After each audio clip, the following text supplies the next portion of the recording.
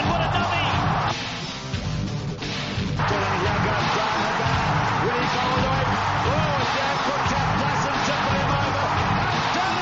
Welcome back to the Fantasy Rugby Draft Podcast. Thanks for downloading and listening. I'm Bruce Wilkinson, and joining me again in the booth is the man primarily made of moss, Nathan Mossman. How are you, sir? No story today, Bruce. It's all business. All business? All business. We're recording this from our lair underneath Rangitoto on Thursday, the April the 7th. Or alternatively, the bunker. It could be the bunker. The NRL bunker. That's right. I've got a Jeopardy question to start off with, Nathan. Who is Tony McGann? Is he the man from the Rebels? He's the man from the Rebels, indeed. Ding, ding, ding. The man from the Rebels sort of sounds a little bit like the man from Uncle. It does a little bit. Sounds like he should be part of the A-team or something. Yeah, it does. We're going to run through TNT, Team Naming Thursday, and our recommendations for Game Week 7. I guess be prepared for a lot of Jean-Luc Duplessis, Jason Woodwood, and SP Marais questions. A couple of footnotes or corrections, I guess. Did you pick up that did you hear me say, so the top point scorer last week was actually Garrett Durham, not Garrett Graham. The tight end for the from Houston. Exactly. Yeah. So. It would have been awesome if he was, though. Yeah, that's right. Well, that's what I said. It's a compliment, surely. And he said, I'll take it. So fair play. So yeah, apologies, Garrett. But yeah, good score nonetheless. Kurt Coleman's probably the big injury this week. Seems to be a few most weeks. I know Eben Etzebeth was another one that went down, but Kurt Coleman, I think he was the backup fly half for a lot of teams. He's out for the season. And another footnote I read as well at Cornell Hendricks, this mysterious disease that he has, or whatever the affliction that he has, potentially ruled him out of rugby. So that's a bit of a shame. But yeah, back to Eben, he is out for a month, or at least a month. I wanted to, just before we get into Team Naming Thursday, I wanted to throw a couple of trades here. That one was actually with you, and another one was with another guy in the podcast league. I think it may have been, I can't really remember. But I wanted to highlight a couple of things for managers in this, and basically the first one is around the Lions front row. And we talked about them on Monday, and we don't usually talk about them in the throes of a trade. We always kind of look at front rows as, semi-replaceable value, but when you've got studs like the Lions, especially this season in the Hurricanes front row, I've been scratching around trying to get some trades, and I wasn't sure what the value was for, say, the Lions front row at all. So I just thought I'd throw you to see who do you think you would prefer to have. And the Lions front row and 2CPC for Damien Delende, and the Crusaders front row. I guess the first thing I'd say when I look at this is that you can almost eliminate the 2CPC and the Crusaders part of this for me, because they're just, 2CPC is effectively a backup, and the Crusaders front row is just another front row.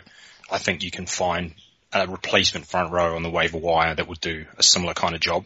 I agree with you in the second part, in the Crusaders front row. And the reason I did that, because I didn't feel as though I even had to throw that in. I thought it was going to be Lions front row and 2CPC, but I wondered if maybe that was overpaying as well. So he wanted a front row and wasn't happy with any of the other free agent front rows, so I threw it back in as well. And that's fine. Yeah, that's fine. Yeah, exactly. But like I said, sort of eliminating that, just focusing on, I guess, the key to this, which is the front row versus Damien Delende. And it's genuinely, it's a tough one. And I guess, once again, we're always looking at this in isolation, and we don't see perhaps who the other midfielders were. Well, so that's what I was going to say. So that's the sole reason that I actually went for this deal. I mean, I proposed it and I was looking for it. But the reason I was happy to go ahead with it is that Damien Delende wasn't massively upgrading his midfielders, so he already had pretty good midfielders, and this was his third one that he was bringing on. So I felt as though I wasn't really giving someone else a massive leg up, whereas the Crusaders to the Lions front row was. So yeah, and also the extra added layer is not necessarily just what he's got. That kind of sealed the deal for me. But for my other midfielders, I had I think I got Stefano Valu, Leo Zass. I think I might even have Karebi or someone like. I've got pretty strong. I had like 5 of them. I think Tom English coming back as well or something like that. So I wasn't a massive downgrade for me. I still probably would have had Damien Delente as the number 1.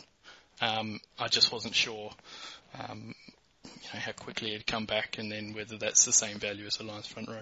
Yep. And so in that case, I think it's a good trade for you if you are confident that the Lions can continue on in the same vein that they've been going, and like we talked about earlier, that we didn't feel there was any reason why they couldn't. And I guess the other thing is that you're trading with a Stormers fan. So yeah, that's right. It's probably always that added thing for him about having one of his boys. Yeah, and I was having a chat to a couple of guys actually. One of the guys in the podcast league who owns the Lions front row, he's actually a Lions fan. So it was never going to happen. I couldn't have offered him a player that would have got Lions front row. I couldn't have offered a bunch of players. And that's the intersection of utopia, right? Where you've got your fantasy player versus your own team that you support. If you can get that, like Ndolo and Moanga are 2 ones for me that are just great. Absolutely, Bruce. Nice one. And then the other trade was, it was more around, so Willie LaRue and Giannis Kirsten for Warwick Hillant and Jed Holloway. So Holloway's on a bye this week. This was to you, right? Now, this was in, which league was this one in? Is this the one where you're struggling? That could have been any of them, really. I think the purpose of this was because you were, and you needed to win today, or you needed to win the next couple, hence why you get rid of Hillant, because you don't know how long he's out for, and you get Willie LaRue. I don't know if you've had a chance to think about that one yet. Yeah, I suppose my thing about it is probably a little bit different. I don't look at this, especially at this stage of the season, and say like, I need to win next week, because I don't think there's any point in trying to put your eggs all in that basket and then basically just compromise your team for the rest of the season. Mm-hmm. So I probably look at it a little bit different, I think, than you do. And it's also, I think if you start trading away your sort of best players and you feel like you're downgrading, and actually you lose some of the enjoyment out of it as well, of actually watching these guys play. Mm-hmm. And so bottom line, it's a bit too early to be starting to. Oh, for me it is absolutely. So if I was to look at I'll try and figure out, because like I said, it was a little bit difficult to figure out which team this was you're talking about. So this is the podcast league, right? Okay. So I think with the outside backs I've got, I don't see Willie LaRue as a massive upgrade. There'll actually probably be some weeks where I won't start him, because I've got Haylett-Petty, I've got Visania, Laumapi, and Folau. And under the right circumstances, I kind of like all those guys. I don't see Willie LaRue as being, say, a championship winning player, when I do think Gallant has that potential upside.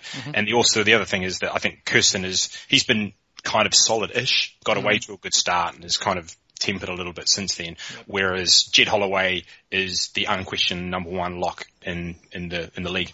So for me, it's not really a tough decision.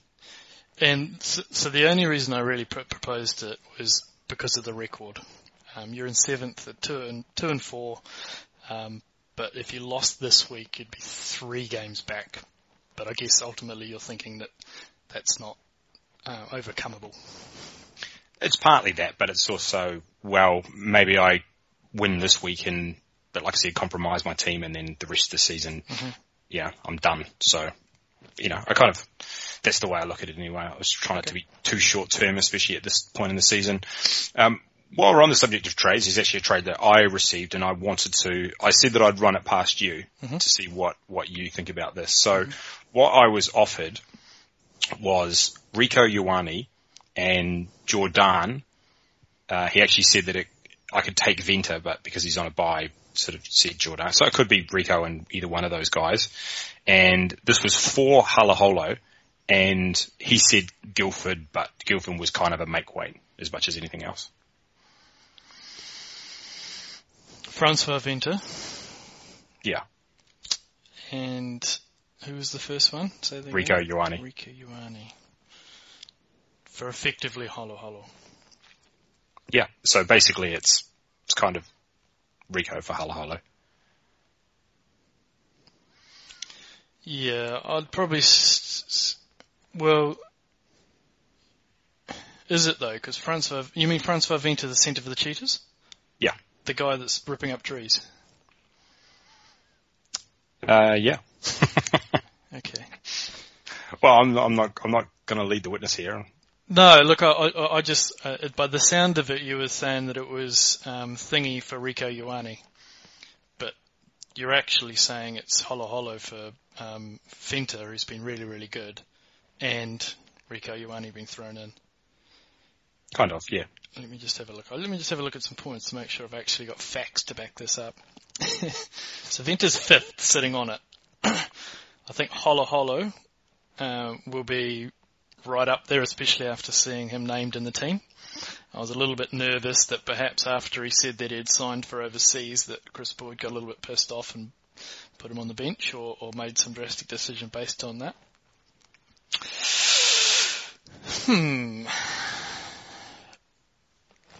So who's your other outside backs? Who's with the team with Holo Holo? What are their outside backs? So this week it'll be Savia, Jet Li, and Masarewa. You are upgrading there.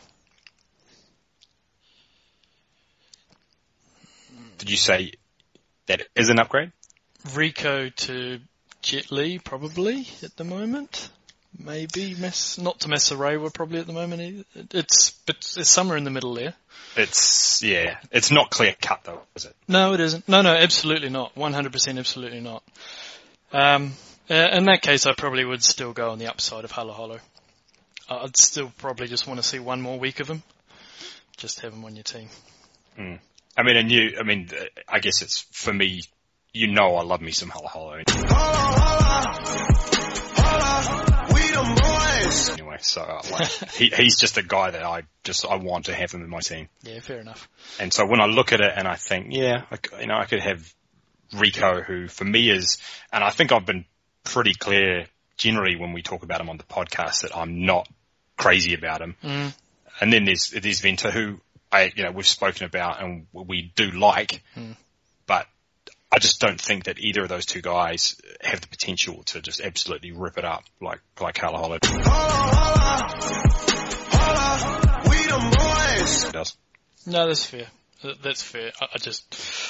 The only bit I was saying is that I didn't think there was a massive drop-off between Holo Holo and Venter week in, week out. Maybe there is a bit more. Let's just say it for one more week. But I thought that you'd add a good bit of depth with Rico, especially if you're giving away Zach.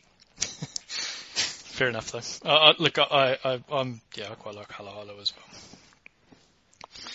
A few folks have been asking us around the percentage of teams that Damian McKenzie, the percentage of teams that are leading the league that have Damian McKenzie on their team.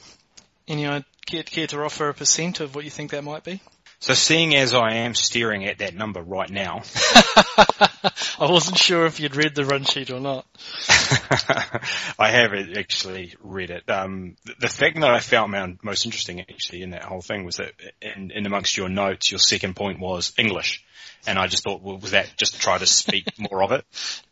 You know how you see flankers with, or Aaron Smith with get up or something written on the wrist? Yeah. Like in the bottom of the maul, so it gives them that little bit of inspiration about, get up off the ground, you've got to go to the next ruck type thing. Yeah. Similar for me in podcasting. Learn English, remember English. Yeah. That type of thing. It's a good tip. Okay, Damian McKenzie, 55%, huh? Yeah. Look, I think everyone was expecting out to be the 90s or something like that, but that's a pretty big number considering the next number is 31% owned. Yeah, well, I think 54% is a huge number. Yeah, I think it's big too, but I think some were thinking it's much bigger. I think no, it was never likely to be. No, exactly. But you and I know. Yeah, exactly. Sure. Yeah. What do you think? Who do you think that 31%? It's a really interesting name. So it's obviously not the Lions front row then. No. A really interesting name. It's not Charlie Nato. No, you're in the right position. Curly Beale. No. No. Okay, tell me. Francois Venter. Oh, Okay, interesting. At 31% is the next highest. Yeah, that's interesting. I wonder if sometimes you wonder if it's so much about the player or the position that he was picked in. What it Absolutely agree. It definitely where you could is. have got him. Yeah, it 100% is. Absolutely. All right, let's go into the top 5 free agent ads for the week. We'll play on the theme of a game. Rattle off some names you think might be in the top 5 ads. Ooh, Sean Stevenson. Number 7. Jason Woodwood. Already owned. And this was taken at lunchtime before the Hurricanes team came out. Right. I think a lot of people had picked him up last week. Yeah, Sean Winley. Number 10. Okay, thought he'd be higher. I think he'll rise anyway. Damien Delinde, maybe? No, because he was really high owned. I guess he was already People owned. didn't drop him yet. Yeah, no, that's true. There's a really obvious name. Actually, there's probably 2. Oh, SP Marais. That's right, yeah, he's number 5. Yeah, okay. And the number 1, I don't think you'd ever get, and I don't think most people would ever get. But the number 2 you probably should get. We've talked about the injury in the opening stanza. Jean-Luc Picard. Yeah, that's right. Plessis, number 2. Number 1 is the Shermanator, Mitchell Drummond. Ah, nice. Yeah, I've actually picked him up in a couple. Yeah, he's just one of those boring ones that he's a starting team against the Force, right? And he might go quite well. Yeah. Not a massive increase, I've got to say. A lot of these numbers, it seems that these are evened out a lot more than they have in other weeks. Have a go at the top 5 drops then, or top 5 cuts at least. I suppose the reverse of what we've said is it Kurt Coleman. Kurt Coleman hasn't, no, interestingly enough. Okay. These are tough. These are really tough. Luke Jones is the top one. Right, okay. Which just shows you that people are playing lock roulette because the Rebels are on a bye. Jonah Plessis? No. There is someone on his team, though, who's got a top knot. Geordie Reed. No, Ben Meehan. That's the one, yep. Ben Meehan. Yeah. And Havili is number 2. Okay. Berger Ardendale is number 5 and Shawfinter number 4. So they were quite tricky. Yep. All right, let's crack into Team Naming Thursday. And boom goes the dynamite. So the Chiefs-Blues game, both teams have been named fairly early on in the week. I guess the main talking points from fantasy is the right-wing merry-go-round of Dave Rennie's team. It sounded like Tony Pulu had a calf injury that he'll be probably back after the bye. I wonder, hear me out if you think this might be a theory that has any legs. I wonder how much of these kind of slight knocks that players might get that they could play, that Rennie will just go, no, that's good. No, you're good. I'll use it. It's fine. Yeah, if someone walks in with a broken toenail and they're like, okay, you're out for 2 weeks. I've got Sean Stevenson that I'm putting in. I'm going to put Anton Leonard-Brown at centre because you look like you've got a bit of a cough there, setter. So I'm going to just rotate. But he puts these that they're all injuries as opposed to rotation. What are your thoughts on that theory? As a kind of a psychological boost for the player. That's right. You're not dropped. And a shield against the press of going, why are you rotating this guy? Yeah. No, you could be right. I mean, he's clever. He's got a squad, and why not use it, I guess. Absolutely. Which it does bring back to the start, though, right? Sean Stevenson was the starting winger at the start of the season. I'm not too sure what to make of it, but he's obviously going to be a half-decent player this week. Another player, Brady Retallick came back. Don Bird, first game of the season, which is really, really good to see.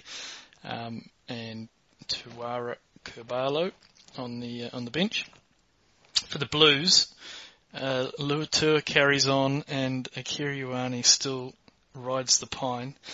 Piers Francis again at 12 and 13, Rene Ranger and Uncle Rico on the right wing. So still no word about where Melani Nanaivai is. Suspect he's probably hiding out in the same place Lalagi Vizanier was last season, about the same time. Bermuda Triangle.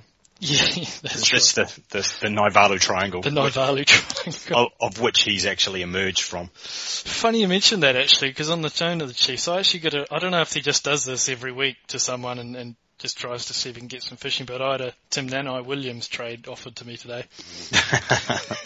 You know who he is. He's definitely in the triangle. Yeah, I think he's so he was one part of the point, wasn't he? Out of him and I can't remember the other guy, but it was an interesting one. I think it was for Tusapisi, but yeah, I didn't immediately reject it. I gave it an hour just to make him feel a little bit better.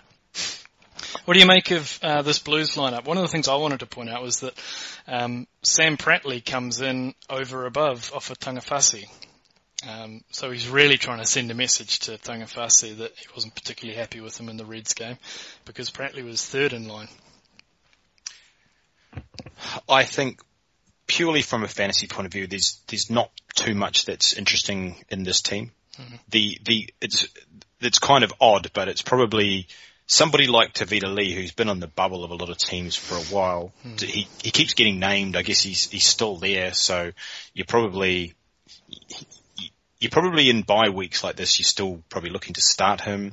Mm. Rico Ioane, like I said, I'm still not absolutely crazy about Uncle Rico, because we haven't really seen it, other than a couple of flashes. And this is not the game to do it either, I don't think. No, it's not. And so this is a Blues team where you're playing these guys mainly because you have to, outside of a couple of people like. So EI West, I think you start him with confidence. Mm-hmm. Other than that, it's like Visania. Yeah, you still start him because he is pretty consistent. Mm. You'd like to have somebody else, but you probably don't have somebody better than him. Is the truth? Yeah, and put a pin in that and remember that conversation because want to come back to that when we discuss a few other teams because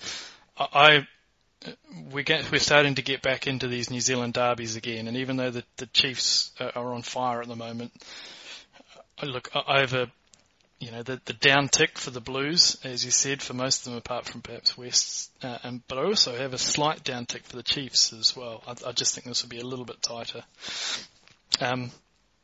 All right, Force Crusaders. Sam Whitelock came in, Luke Romano lucky enough to keep his place, Ben Volovolo at fullback. And the Fonz takes the bench, and Sean Wainui comes in. Johnny McNichol holds down his place again, and Ryan Crotty at 12.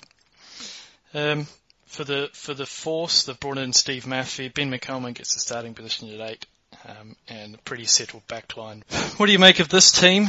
I guess the first point is, how much value does Sean Wainui have?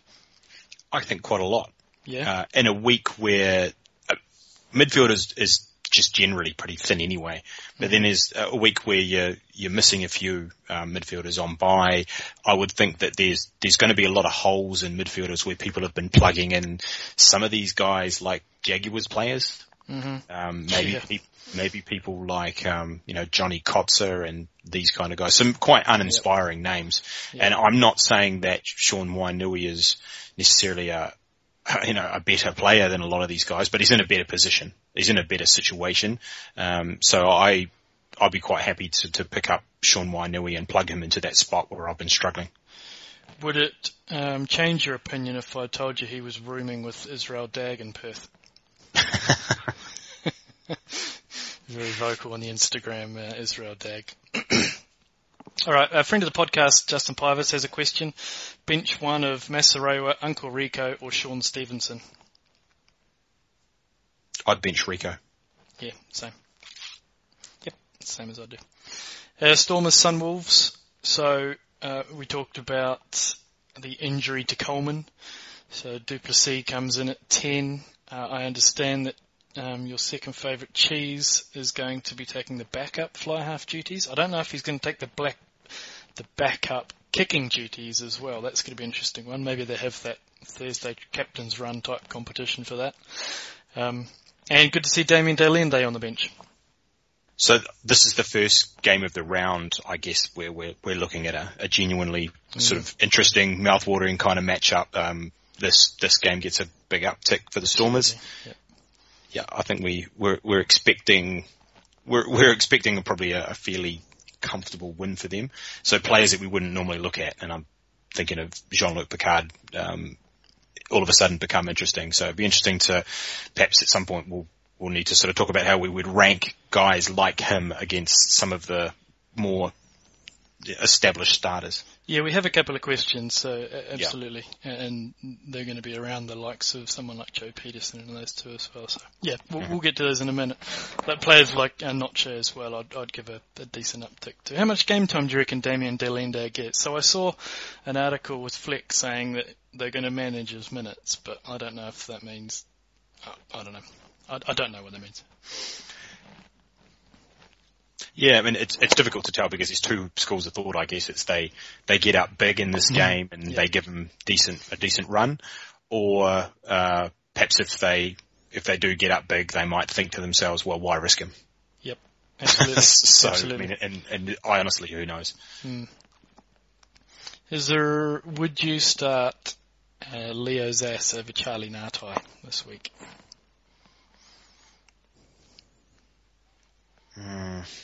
Those are your two, right? Those are 1 and 2. Yeah, it's just... when would anybody have this decision to make?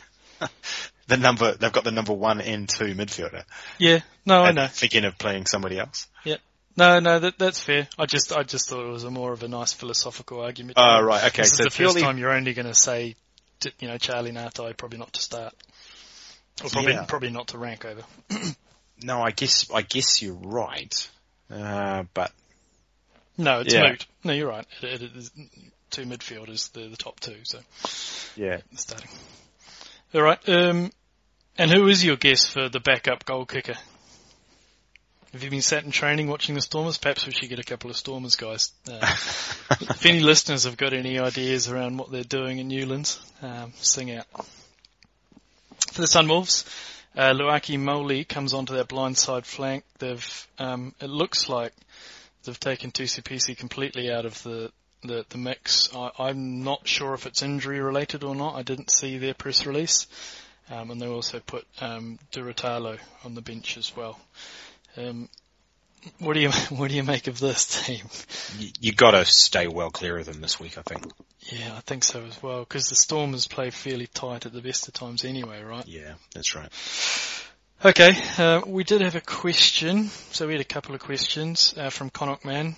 Ryan Crotty, Rene Ranger, or Damien Delende. So rank those 3. This is just for this week? Just for this week, yep. I'll go Crotty Ranger. I think it's for obvious reasons, really. Got to go the starter, right? Even though it's a tasty matchup. If this was the mid-season and it was Delende was fully fit and he was on the bench, I would potentially look at Delende over Ranger. But yeah, Crotty Ranger is the smart play. And Fred Glover asks Liam Gill, Schalkberger, Noche, or Arno Botha.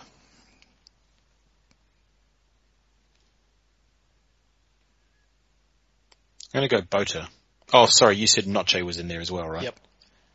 So pick 2 of those. I think I win Noche and Botha, probably. Yeah, okay. I win Noche and Gill. Okay. Even though they are playing the Highlanders, but yeah, that's fair. So you like the matchup with the Kings? I do. That's got your eyes lit up. It has. Fair. Okay, Hurricanes, Jags or Yags. I'm not sure if the J's silent or not for you Anchorman fans. Jason Woodwood at fullback. Holo gets his starting spot, as we mentioned, again at 13, which is great news. Slimmed down Julian Severe comes in on the left wing, and Brad Shields takes over Fafita's role as well. A little bit interesting around there via Fafita. I was wondering if they might have Shields on the bench or Vito on the bench and introduce him that way.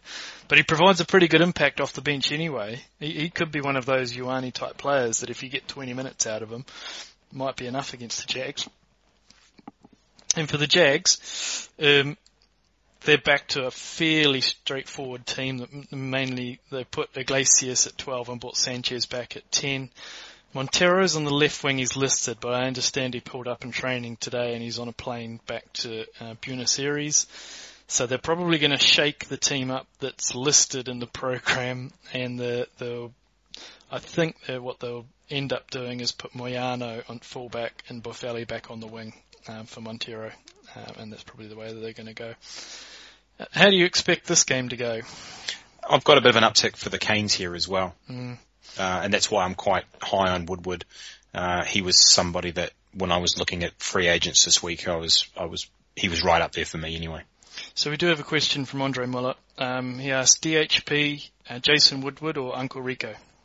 So I guess rank those. Yeah, I'd go Woodwood. Then probably I'd go DHP, Rico. It's close between those two. I'd probably lean DHP as well. Yeah. And Clive Stevenson asks, Orlando or Kieran Fonautier on the bench? Wow, it's desperate. Yeah. Desperate times. It's Orlando there, right? Anything more from this match? No, there isn't. No, I think, I just have a feeling that I think the Canes could run out fairly healthy winners. Yeah, I like the look of Jason Woodwood at fullback certainly for fantasy perspective anyway. Okay, Reds Highlanders. The Reds have got a fairly settled team now. There's a couple of changes. I think they mixed around in the front row a little bit. But aside from that, it's fairly settled. The Highlanders, however, they made a couple of changes and big implications for fantasy with Ben Smith obviously not being able to recover from having his bell rung. There's that, and I think he was probably due a rest anyway, so it was maybe a good timing to pull him out. Jack Wilson comes on to the right wing. Matt Faddis goes at fullback. Luke Whitelock comes on for Elliot Dixon, who had a big gash in his head that obviously hasn't recovered. I suspect he may have been. Well, maybe he's not in the same boat as Ben Smith, but neither way, he's not a start. First question for you is one that I've got just philosophically. What do you do about Lima Sopoaga if you own him? Are you comfortable that he's going to not get, because he's not a Friday night game now, and not that you did really much last Friday, not that you could do much about it last Friday because we heard about it about 7:10, but are you going to slot him in and not even think twice? Is there a level of fly half that you would, if you had on your bench, that you would put him in over him? Yeah.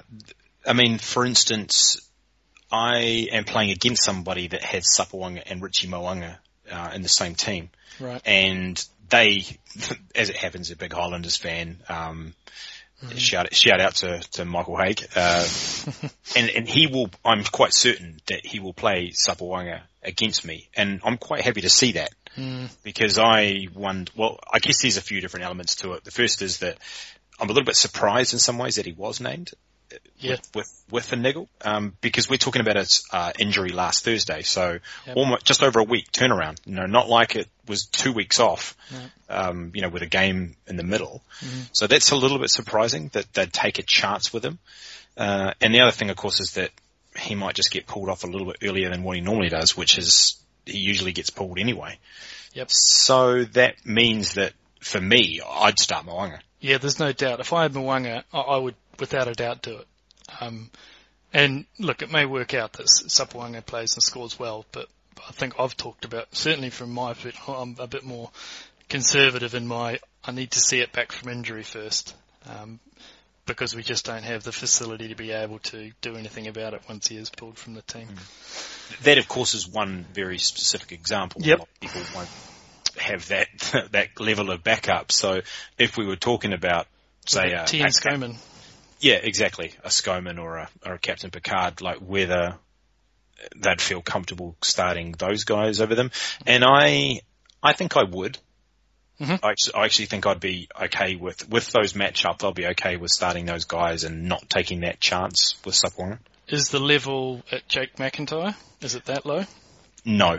I think if I was getting down to Jake McIntyre level, I'd roll the dice with You'd have a go at Sopoaga. Yeah. I'm trying to think of another name for you. Well, how about Sanchez then? Because he's somebody that's a good one. That's kind a really of good in one. that he's now in this kind of twilight zone, isn't he, where we don't know what to make of him anymore. If I had to win, if I was in a bad place in my record, I probably would bank 12 points min from Sanchez that I think you're going to get. He may do better than that, but that's just me. I'm a little bit more conservative when I've got... I think if I was down there, I might stick with Sopoaga. Fair enough. But it's sort of right on the line, I think. Yep, no, that's fair. Adam Grant asks, Samu Karevi, Serfontaine or Buffelli? Karevi. Yep. He also asks, Mvovo, McNichol, Kitsia and Wilson. Rank those. Well, Nichol's definitely first. Yep. Did you say Kitsia? Kitsia playing the Sharks. Andreas Kitsia or Mvovo? He's playing the Lions?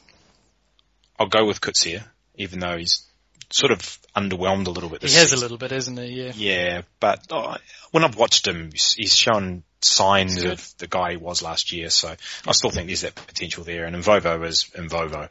Yep. So you would leave out Wilson? Oh, was Jack Wilson one of them, was he? Yeah, he was the last one. Yep. Oh, right. Yeah, he's an interesting play. I would probably... It's probably a split between him and Coetzee. He's in there. Yep. See, if I had McNichol and Coetzee is a bit of a banker for kind of 10 points, but nothing massive, right? So I think I'd roll a dice on Mvovo or Wilson. That's your third option. Right. Yep. And I don't know, for me, the Highlanders right wing. We keep banging on about that. Yeah. Well, it's not necessarily just the right wing, to be fair. It's the outside backs for the Highlanders. They're all, there's value in those positions. Right, anything more from this game? Where would you put Ete Nabuli if you had in that conversation those four chaps? Right. Well, it's always going to be McNichol. I think Yep. we can safely have him as number one. I think I prefer Wilson over him. Yeah. And maybe then I'd start thinking about him. Yeah, but it's a tough matchup though. The Highlanders, they play all right. I guess I almost still want to see if the Reds can sort themselves out. I know, right? Okay, let's move on to Sharks Lions then. We've only just had the Sharks team through, so Cobus Reinach, all the familiar faces are starting, and Daniel Dupree is back at number 8. One question we had from Rugby Fix, and this is what we were talking about previously. Joe Pye, Nicolas Sanchez, Tian Skoman, or Jean-Luc Duplessis. Why don't you rank those actually to make it a little bit easier for the listeners? Yeah, I'll go Jean-Luc, Skoman, Joe Pye, Sanchez. Wow, okay, so you love the matchup against the Sunwolves. I do, yeah, I do. Yep. It's hard to argue with. It really is hard to argue with. I was looking at Tian Skoman and just, I've seen it with him. I've seen that he plays well in that Bulls team, and they're playing the Kings. I think that might be a better matchup. Yep, no, fair enough. I mean, I like him too, and I did actually have somebody ask me just today about Joe Pye versus Skoman, and I said I think you should take a chance on Skoman. Yeah, I think so. And then it's down to what type of fantasy manager you are. So we've talked about this previously, where I am a little bit more, I need to see it first. Now that's bitten me. So Tony Pulu last week, I wanted to see it do it first, and he did it, and he did it again. So more for me, but I think more times than not, in my instance, that I want to see what kind of output that he can actually and what contribution he has before. And I know Tian Skoman against the Kings has a decent run out. But yeah, Sanchez at the bottom of that, how the mighty has fallen. Oh yeah. Shame. Ed Pye asks, SP Marais, Ruan Combrink, or Matt Fedders? I like this question. The reason I like it is because he's introduced Ruan Combrink into the conversation. And I wanted to have a chat about it because I wondered that they're playing the Sharks. And this is where I wanted to get back into some of those other outside backs that potentially could have upside. Yeah, I'm kind of leaning towards SP. Once again, just purely on matchup. But I think if I took a step back and just looked at it, I would say, look, Combrink is Combrink. I think you've just got to stick with the quality player. Yeah, it's interesting. You and I differ a little bit here because, he's number 6, Combrink, outside back, which is awesome. That's outrageous. And he's been really, really good, and he's coming good of late too. The Sharks matchup, and we've talked about how fantasy rugby is a little bit more matchup based than perhaps other sports as well. I just wondered how much that may put the kind of brakes on his performance, and I actually was going to go for Matt Fedders. And it was only because of the same reasoning for Jean-Luc du Plessis, is that I haven't seen SP Marais play this season in the Bulls. Now I know for the Sharks he was pretty good. There was a little bit kind of yo-yo-ish, but for the most part he did okay. But I just thought Matt Faddis at 15 against the Reds should have a decent run out. But it was more to point that I think that you should bring Ruan Combrink and say Lionel Marais and those guys back a peg to be in the conversations with the Faddises and SP Marais and Yamba Yalingos and Travis Ismails and these guys. Bring it back this week. Don't just automatically put him in there and think, oh yeah, he's a number 6 outside back. I'm going to get that against the Sharks. All right. Anything more from this? We don't have a Lions team yet, so this could all be moot and Ruan Combrink's on the bench. The only other thing to mention here is the news about Pat Lambie. Oh yeah. So Pat Lambie apparently they're expecting him to play May 7th. I think it is, basically a month from now, against the Hurricanes, sorry. So if that story is to be believed, he could be out in the field in sort of 4 weeks' time. Yeah, that's a good shout. Have a look on your waiver wire, see if he's available. Kings Bulls. So the aforementioned SP Marais grabs the fullback position. Jesse Creel slots back into centre again. Berger Oldendale's out injured, and Jan Serfontaine comes into 12. Labuschagne comes in to the loose forward trio. So not for nothing, but last year he scored a boatload of tries sitting in the boot, playing against the Kings. Just something to be aware of if you're scratching around. And we haven't got the Kings team yet, but we do have some questions here. And because this is the last teams that will round up, there's quite a few questions. So the first one is from Ian Struzner. Faddis, DHP, SP, or Mapo? Not too dissimilar to Ed Pies. Actually, very, very similar to Ed Pies, only throwing in DHP as well. Yeah, it's going to be DHP or Mapo, and I think it might be Mapo. Yeah, it's one of those for me as well. And the reason I put this in here is because that's probably the line for me. I said that you want to wind your expectations back a little bit with Lionel Mapo, but I'm not sure I'd wind it all the way back to Haylett Petty's 10, 12 points. Okay. Yeah, fair enough. I mean, I like Mapo. Every time I see him, he actually impresses me more and more. Did he used to play for Tasman? The only reason I say that, every time he scores a try, it fins up. It does the fin. Yeah, he does. Vincent Miller asked a really good question. Sam Whitelock or RG Snyman? So, Snyman playing against the Kings this week.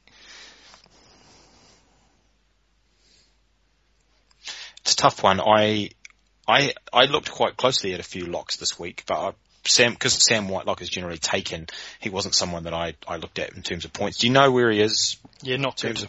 It's not good. So I did a bit of research on this, and Whitelock was well down, and Snyman has actually scored in the last couple of weeks really well. Pretty well, couple of double-digit games, yeah. Yeah, that's right. So the other guy that I looked at who was in this kind of conversation was Peter Steph du Toit. Oh, yeah. Because another guy, obviously, with a good matchup, playing against Sunwolves, who scored a similar number of points to Snyman, scoring them in kind of different ways, and that's one of the things that's interesting, is actually, when I look at this, I tried sometimes to look at, I take the tries and the try assists out of it. Yeah, sure. Yep. When I'm looking at locks, because I just don't, that's obviously not sustainable and thing. Like who's making lots of tackles, because that's something you can kind of rely on. Who's offloading, because that's something that obviously shows it's part of their game. You can't legislate for line breaks and things amongst locks, because generally when it happens, it's just luck. Yeah, that's right. No, I agree. And interestingly enough, so we said right at the top of the hour that RG Snyman was the number 3 pickup of the week. Peter Steph du Toit was number 8. Right. Okay. So I think to answer the question, if I had to get rid of Whitelock to bring in Snyman, maybe not. Right.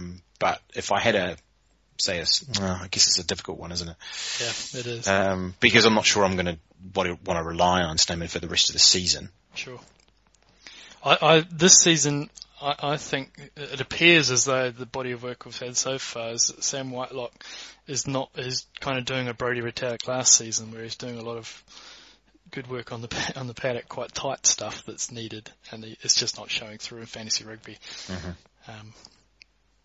So he's 22nd on the list. Right. Yeah. And RG has only, I think he's only played a handful of games. And yeah, he's already 10th on the list or something like that, or right up there. So yeah, but the reason I bring that up is that I think again he's one of those that's got a name that I think I understand the reluctance, because you see every now and again who did he score that try against last season? Was it the Reds, was it? And you just think that he's got that ability to play quite a loose game. We just haven't seen it this season. What about the Rebels? Hey? Just trying to remember if it was... No, it wasn't the Rebels, because the Rebels won, I think, didn't they? Beat them.